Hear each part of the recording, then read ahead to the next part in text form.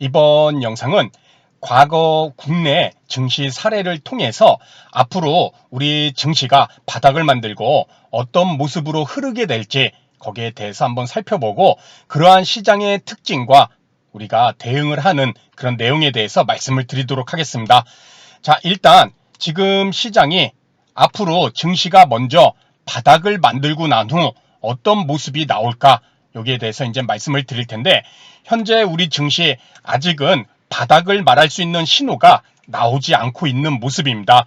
증시 하락의 원인이 단기 악재가 아니며 이 증시 상승의 원동력인 현재 이 유동성을 축소하는 이유로 이는 점진적이고 시간이 걸릴 것으로 보입니다.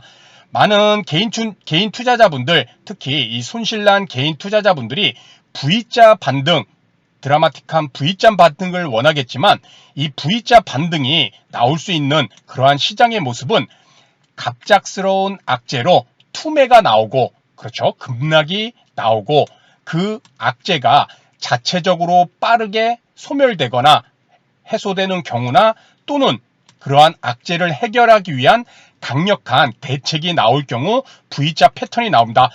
최근 2020년도에 예를 들어 이 코로나19 상당히 급락이 나왔죠. 그렇죠? 그런데 이 코로나19를 이로 인해서 경기 침체를 막기 위한 금리 인하를 통한 대규모 유동성 공급 또 백신의 기대감으로 V자 반등이 나오는 시장의 모습이 나왔습니다. 그래서 그 악재를 자체적으로 빠르게 해소할 수 있는 경우, 그렇죠? 백신이 나온다던가 아니면 코로나19가 자체적으로 해소가 된다던가 또는 해결하기 위한 강력한 대책, 이런 대규모 유동성 공급. 그래서 2020년도 우리가 이런 하락이 나오고 2020년 3월에, 그렇죠? 그리고 나서 이런 드라마틱한 바로 이런 급락 뒤에 급반등하는 V자 반등이 이런 식으로 나온 모습을 우리가 볼 수가 있을 것입니다. 하지만 지금 시장은 어떤 모습인가? 그것은 우리가 알고 있어야겠죠. 그렇죠? 왜? 현재 시장은 하락은 갑작스러운 악재로 인한 하락이 아닙니다. 그렇죠? 이 대규모 유동성 공급으로 인한 급격한 인플레이션, 아까 얘기했듯이 코로나19와 관련해서 경기 침체를 막기 위한 금리 인하를 통한 대규모 유동성 공급이 있었죠. 시중에 돈을 뿌렸다는 것이죠. 아울러 돌발적인 러시아와 우크라이나 전쟁으로 인한 원자재 가격 상승 등 이러한 이유로 급격한 인플레이션이 발생했고 그러한 인플레이션을 잡기 위해 빠르고 큰 금리 인상이 실시 중입니다. 그렇죠?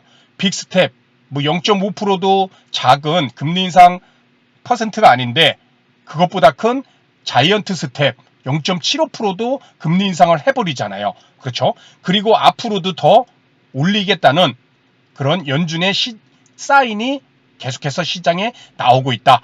연준 의장 또한 인플레이션을 잡기 위한 이런 금리 인상으로 경기가 침체될 수 있지만은 최우선으로 인플레이션을 잡겠다는 의지를 지금도 시장에 계속적으로 신호를 보내고 있는 그러한 상황입니다. 그렇게 금리 인상을 통한 유동성을 흡수하게 되면 이 유동성 감소에 따른 경기 침체 유발, 특히 증시 같은 경우는 증시라는 것이 가장 중요한 상승 원동력이라는 것은 돈이잖아요.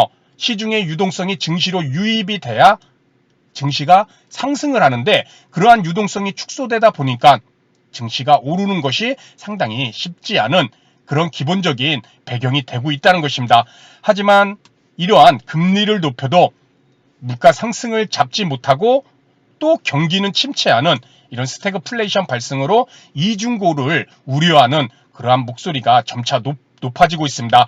그렇기에 우리가 기대하는 V자 반등은 어떠한 우리가 살펴봤듯이 단기간에 갑작스러운 악재로 인한 투매로 급락이 나오고 그러한 급락에서 V자 반등이 나와줘야 되는데 지금과 같은 시장은 갑작스러운 악재가 아닌, 그렇죠, 이러한 유동성과 관련된 인플레이션과 금리 인상, 스태그플레이션 이러한 모습들이 시장에 전반적으로 깔리면서 지금 계속 하락의 모습이 나오고 있다는 것이겠죠.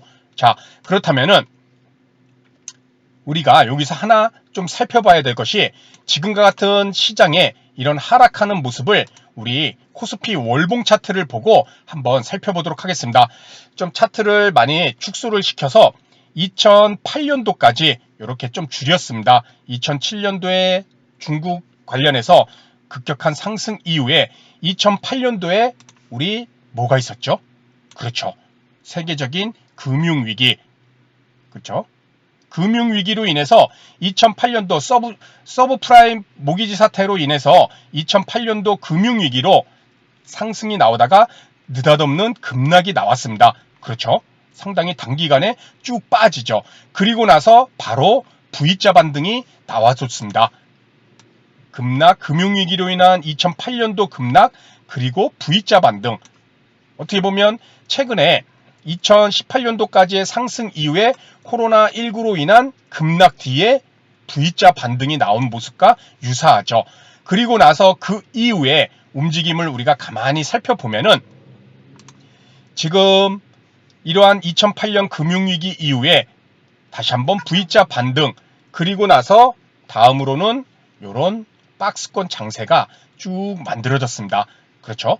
2011년도부터 거의 2016년까지 거의 5, 6년 동안을 이렇게 박스권 장세를 만들면서 이 증시 안에서 계속적인 상단 라인과 하단 라인이 만들어지면서 움직임이 이렇게 나와주고 있죠.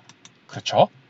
우리가 그 이후에 이 모습처럼 동일하게 지금 어디를 저점을 일단 만들어 놓고 그 저점 이후에 과거와 같은 이 5, 6년 동안의 박스권이라는 장세가 지금 시장에서도 분명히 앞으로 이어질 수가 있다는 것입니다. 다만 일단은 저점이 어디서 만들어지는지, 이처럼 저점이 어디서 만들어지는지를 우리는 확인을 해주고 그 다음은 이렇게 박스권 장세로 이어질 수 있다는 것이죠. 왜냐하면 단기 급락 뒤에 그리고 그것을 이겨내기 위한 이때도 마찬가지죠. 유동성 공급, 그렇죠. 벤 버냉킹, 뭐 헬리콥터로 돈을 하늘에서 뿌린다는 그런 만큼의 유동성을 공급하면서 시장을 단기간에 V자 반등으로 만들어 놓고 그 이후에는 이제는 지리한 몇 년 동안의 박스권이 나왔다는 것입니다. 이 구간대에서 많은 개인 투자자분들이 지쳐서 떠나고 손실나서 떠나고 많이 떠났죠. 야, 무슨 말이냐? 증시가 뭐 크게 떨어지지도 않고 뭐 물론 오르지도 않았지만 크게 떨어지지도 않는데 이런 증시가 뭐가 무섭냐? 우리는 지금도 이렇게 잘 버티고 어떻게 대처를 하고 있는데 이런 증시가 무섭냐? 이렇게 생각하실 수도 있을 것입니다. 자, 그렇다면은 여기 부분은 우리가 좀 지워주고 앞으로 지금 이젠 저점을 잡아놓고, 그렇죠? 저점이 나오고 난 다음에 향후 시장이 바닥을 만들고 난 후 증시는 박스권에 갇혀 제법 오랜 시간을 보낼 수 있다.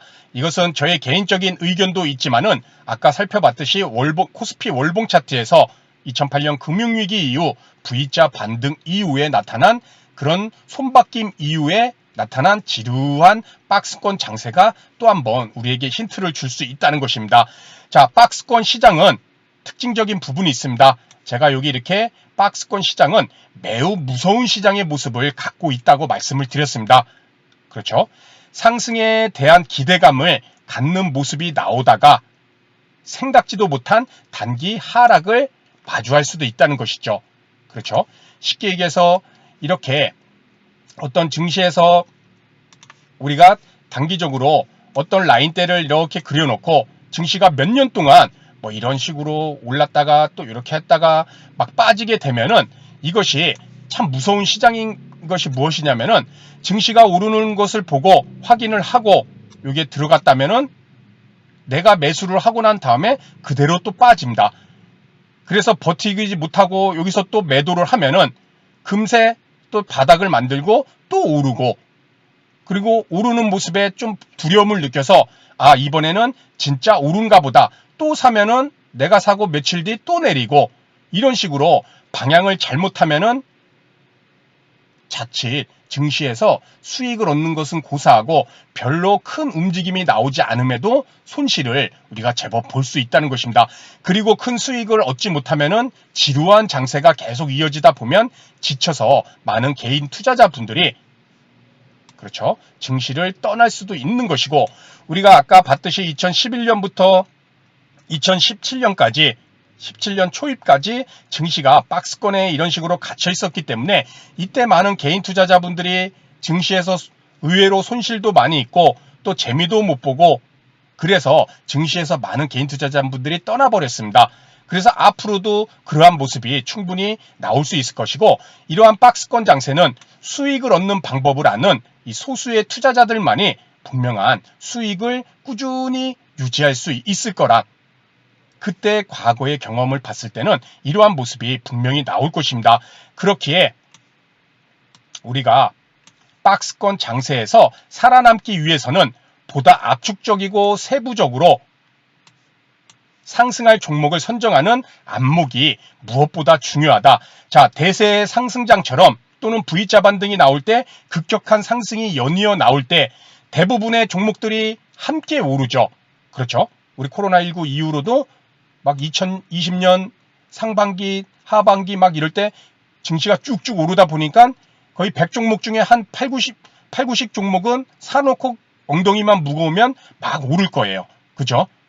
그러한 모습이 나오는데, 그러한 대세 상승장이나 V자 반등 시장이 아닌 박스권 장세에서는 철저히 개별주 장세가 나타나고 이 종목별 상승과 하락의 차별화가 극명하게 갈리는 모습이 나올 것이다. 이 극명하게 갈리는 모습에서 나는 어떤 종목을 선정할 수 있을지 압축적이고 세부적으로 종목을, 상승할 종목을 선정하는 것이 매우 중요한 그러한 시간이 분명히 올 수 있으리라 생각됩니다. 자, 그렇기 때문에 지금 시장이 현재 아직까지는 박스권에 갇히기 전에, 박스권을 만들어가기 전에 아직은 계속적으로 이렇게 월봉 차트로 하락 중인 모습인데, 어느 지점에서 저점을 만들고 다시 반등이 나오고 하락과 반등, 하락과 반등이 지속적으로 만들어지는 이런 박스권 장세가 앞으로 몇 년이 또 이어질 수 있는 그런 충분한 모습을 우리는 과거 사례로부터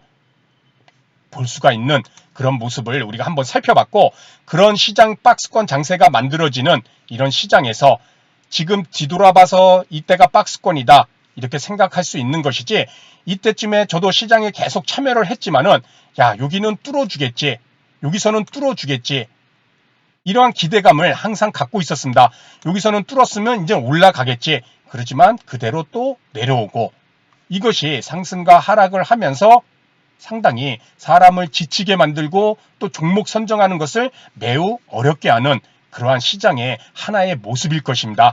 앞으로 오늘 말씀드린 내용처럼 또 2008년 이후에 V자 반등 이후에 박스권 시장의 모습처럼 코로나19의 V자 반등 그리고 하락 뒤에 박스권 장세가 또다시 장기간 5, 6년 동안 만들어졌듯이 장기간 또 박스권 장세가 이어진다면, 오늘 이런 내용을 우리가 한번 살펴본 것을, 이것을 토대로 지금과 같은 시장에서 단순히 대형주에 물렸다고 그 대형주만 계속 쳐다보는 것이 아니라 분명히 철저하게 세부적으로 상승할 종목, 압축적이고 세부적, 그렇죠? 이러한 종목을 선정하기 위해서는 계속해서 꾸준히 공부를 하는, 그것이 차트가 됐던 또는 해당 기간 동안 최근에 시장을 주도하는 선도 업종을 찾는 안목을 기르던,